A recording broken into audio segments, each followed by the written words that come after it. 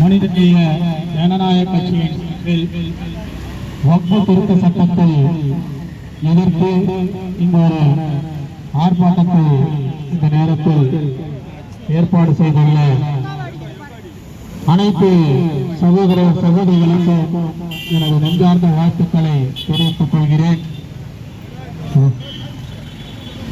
இந்த வக்ஃப் திருத்த சட்டம் என்று சொன்னால் ஏன் இஸ்லாமியர்கள் வீதியில் வந்து போராடக்கூடிய இந்த நிலை ஏற்பட்டுள்ளது?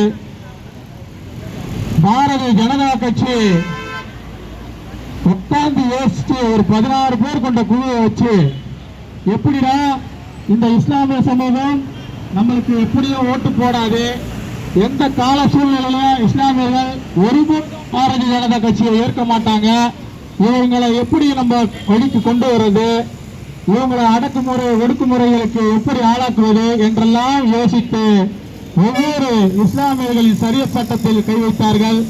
இப்போது வக்ஃப் திருத்த சட்டத்தில் கை வைத்திருக்கிறார்கள்.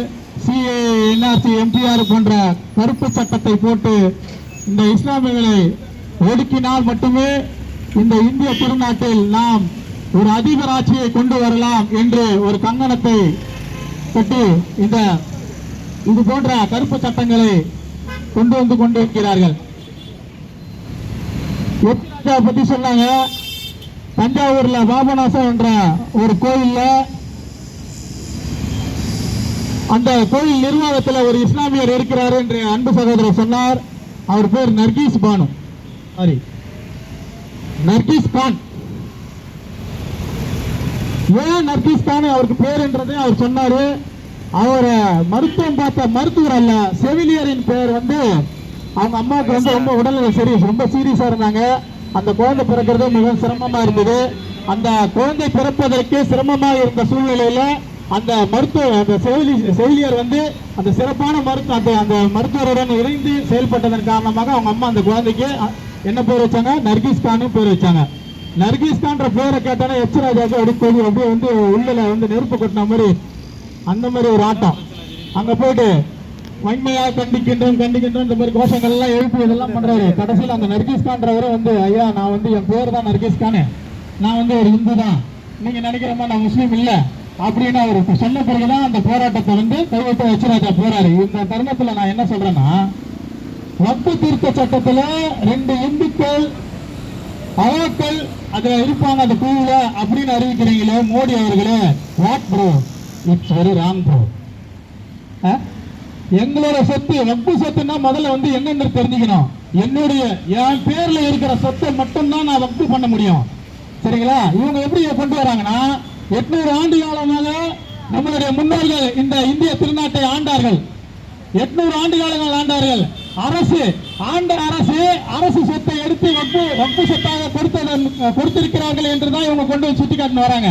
வக்ஃப் சொத்து என்பது என்னுடைய சொத்தை மட்டும்தான் சொந்தமாக வக்ஃப் செய்ய முடியும், புரியுதுங்களா? என்னுடைய பாட்டன் கூட்டங்க வந்து அவங்களோட சொத்துக்களை தான் இந்த வக்ஃப் சொத்தா கொடுத்திருக்காங்க. இந்த வக்ஃப் சொத்தை நீ ஒரு திருத்த சட்டத்தை கொண்டு வந்து அது உள்ள முன்னாள் பேசிய சகோதரர் சொன்னாங்க, அதை நிர்ணயிக்கிறது அது முடிவு பண்ற இடத்துல யார் இருப்பாங்கன்னா கலெக்டர் இருப்பாங்க. அது எப்படி சரியாகும்? கலெக்டர் யார் கையில இருக்காங்க? கலெக்டர் நீங்க நிர்ணயிக்கிற கலெக்டர் எப்படி எங்களுக்கு வந்து நியாயமான விஷயத்தை செஞ்சு கொடுப்பாங்க? எங்கெல்லாம் இஸ்லாமியர்கள் எங்கெல்லாம் இஸ்லாமியர்கள் கூட்டமாக இருக்கிறார்களோ அங்கெல்லாம் வந்து வக்ஃப் சொத்து இருக்கத்தான் செய்யும். அந்த வக்ஃப் சொத்து எனக்கு பாட்டன் கூட்டம் முன்னேற காலத்துல இருந்து சொத்து வாழையாக இப்ப என் பேர்ல இருக்கும் அந்த சொத்து. ஆனா என்ன பிளான் பண்றாங்கன்னா, ஒட்டுமொத்த முஸ்லீம் எங்க நம்மளுக்கு ஓட்டு போடாம இருக்காங்களோ, எங்க ஓட்டு நம்மளுக்கு வேணாதோ, ட்ரிப்ளிகனியா இருக்கட்டும், மண்ணேடியா இருக்கட்டும், இது போன்ற ஐசோஸா இருக்கட்டும், எந்தெந்த பகுதியில வந்து இஸ்லாமியர்கள் அதிகமாக வாழ்கின்ற பகுதியில வக்ஃப் சொத்து எங்க இருக்குன்னு பார்த்து அந்த மக்களை வந்து அங்கிருந்து அப்புறப்படுத்துற வேலையை தான் பண்ணுவாங்க. நம்ம ரொம்ப சந்தோஷப்பட்டிருக்கோம். இடைக்கால தடை உச்ச நீதிமன்றத்தில் கொடுத்திருக்காங்க, ரொம்ப சந்தோஷமா இருக்கு அப்படின்னு நினைக்கலாம். உச்ச நீதிமன்றத்தோட தீர்ப்பை பத்தி உங்களுக்கு நல்லாவே தெரியும். பாபர் மசூதிக்கு என்ன நடந்தது? காலையில இருந்து மதியம் வரைக்கும் நம்மளுக்கு தான் தீர்ப்பு என்ற மாதிரி அந்த தீர்ப்பை படிச்சுட்டே வந்தாங்க நீதிபதி அவருங்க. நீதிமன்றத்தை நம்ம பெரிதும் மதிக்கிறோம். உச்ச நீதிமன்றம் நம்மளுக்கு உண்மையான தீர்ப்பு கொடுப்பாங்க. இத்தனை ஆண்டு காலம் பல போராட்டங்களை தொடர்ச்சியாக இஸ்லாமியர்கள் செய்திருந்தாங்க. ஆனா காலையில இருந்து மதியம் வரைக்கும் நம்ம பக்கம், மதியத்துக்கு மேல யாரு அதிகமா இருக்கிறாங்க, யாரு எந்த சமூகம் அதிகமாக இருக்கிறதோ அந்த சமூகத்தை சார்ந்து தீர்ப்பு. இப்ப இடைக்கால தடை விதிச்சிருக்காங்க. இடைக்கால தடை என்பதற்காக நாம ஓகே ரைட்டு இப்ப முடிஞ்சிச்சு, நம்ம அமைதியா நம்ம வேலையை நம்ம பார்ப்போம். நம்ம உண்மையா ஒரு விஷயத்த சொல்லட்டுங்களா, இந்த பிரச்சனைக்கெல்லாம் காரணம் யாருங்க? நம்ம தான். நம்ம பல பிரிவா, பல கட்சியா, பல எப்படி சொல்றது, பல அமைப்புகளா பிரிஞ்சு நம்ம பாட்டு இப்ப இன்னைக்கு பாத்தீங்கன்னா திமுக ஒரு நம்ம எல்லாரும் ஒரு கூட்டத்தமா இருப்போம். அதே ஆப்போசிட்ல பாத்தீங்கன்னா அதிமுக சைட்ல இருப்பாங்க. அதிமுக பிஜேபி கூட இருக்கும். பிஜேபி கூட இருக்கிற அதிமுக இருக்கிற இஸ்லாம் என்ன பண்ணுவான், நான் பிஜேபி ஓட்டு போடலங்க, ரெட்டலைக்கு தான் ஓட்டு போட்டேன்னுவான். ஆனா அங்க நீ ரெட்டலைக்கு ஓட்டு போட்டாலும் அந்த ஓட்டு யாருக்கு போகுது? அந்த மூலம் இது கூட கிடையாது. சொல்றது எப்படி சொன்னா, இப்ப நாங்க பிஜேபிக்கு நிக்கல, இப்ப பிஜேபி நாங்க போடல, நாங்க போட்டது ரெட்டலைக்கு தான் போட்டணும். நம்ம முதல்ல நம்ம சரியா இருக்கணும். நம்ம சரியில்லாத காரணத்தினால்தான் இந்த 800 ஆண்டுகள் நம்ம நாட்டை, இந்திய நாட்டை ஆண்ட நம்ம முன்னோர்கள் இன்னைக்கு நம்ம என்ன பண்றோம்? டைகர் போலர் கலவை வழியா ஆடு மாடு மேய்ச்சிட்டு வந்தான். அன்னைக்கு நாடு நடப்பு நம்ம கிட்ட இருந்தது, இன்னைக்கு நாடு நடப்பு அவங்க கிட்ட இருக்குது, ஆடு மாடு நம்ம கிட்ட இருக்குது. இதுதான் உண்மை. நம்ம கொஞ்சமா சிந்திக்கணும். இப்ப பாருங்க, கட்சி ஒரு ஆர்ப்பாட்டத்தை முன்னெடுக்கிறாங்க, வக்பு திருத்த சட்டத்தை ஆர்ப்பாட்டத்தை முன்னெடுக்கிறாங்க. இங்க நிக்கிற கூட்டத்தை பாருங்க. நம்ம வெளியாக தொகுதியில இருக்கிற இஸ்லாமியர்கள் எவ்வளவு பேரு, இதுல என்ன பேசுவாங்க தெரியுங்களா? அந்த கட்சி நடத்துது, நம்ம நடத்தும்போது நம்ம கூட்டத்தை காட்டுவோம். இந்த மாதிரி பிரிவினை நடக்கிறதுனால தான் நம்ம புள்ள அவன் பிரிவினை கொண்டு வரான்.